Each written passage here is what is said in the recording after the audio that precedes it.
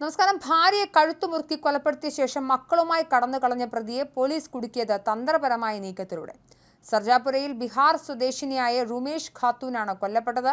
സംഭവത്തിൽ ഭർത്താവിനെ മുസഫർപൂരിൽ വെച്ച് കർണാടക പോലീസ് അറസ്റ്റ് ചെയ്തു.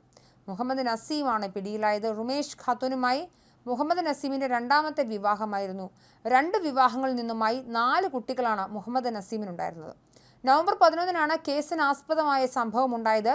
പെയിന്റിംഗ് തൊഴിലാളിയായ നസീം സർജാപുരയ്ക്ക് സമീപം ഭാര്യയ്ക്കൊപ്പം താമസിച്ചു വരികയായിരുന്നു. ദമ്പതികൾ തമ്മിൽ നിസ്സാര കാര്യങ്ങൾക്ക് പോലും നിരന്തരം തർക്കമുണ്ടായിരുന്നതായാണ് പ്രദേശവാസികൾ പറയുന്നത്. വഴക്കിടൽ പതിവായതിനെ തുടർന്ന് ഭാര്യയെ കൊലപ്പെടുത്താൻ നസീം തീരുമാനിക്കുകയായിരുന്നെന്നും പോലീസ് പറഞ്ഞു. മുൻകൂട്ടി നിശ്ചയിച്ച പ്രകാരം പ്രതി യുവതിയെ കൊലപ്പെടുത്തുകയായിരുന്നു. കഴുത്തുമുറുക്കി കൊലപ്പെടുത്തിയ ശേഷം മൃതദേഹത്തിന്റെ കൈകാലുകൾ വയർ ഉപയോഗിച്ച് കെട്ടി അഴുക്കുചാലിൽ തള്ളി. പിന്നീട് സംഭവത്തിന് ശേഷം ഇയാൾ കുട്ടികളുമായി ബീഹാറിലേക്ക് കടന്നു. ഏതാനും ദിവസങ്ങൾക്ക് ശേഷം പ്രദേശത്ത് ദുർഗന്ധം വമിച്ചതിനെ തുടർന്ന് നാട്ടുകാർ പോലീസിൽ വിവരം അറിയിച്ചു. തുടർന്ന് നടത്തിയ തെരച്ചിലാണ് അഴുകിയ നിലയിൽ മൃതദേഹം കണ്ടെടുത്തത്. മൃതദേഹം പ്രദേശവാസികൾ തിരിച്ചറിഞ്ഞതോടെ ഭർത്താവ് ഒളിവിലാണെന്ന് പോലീസിന് മനസ്സിലായി.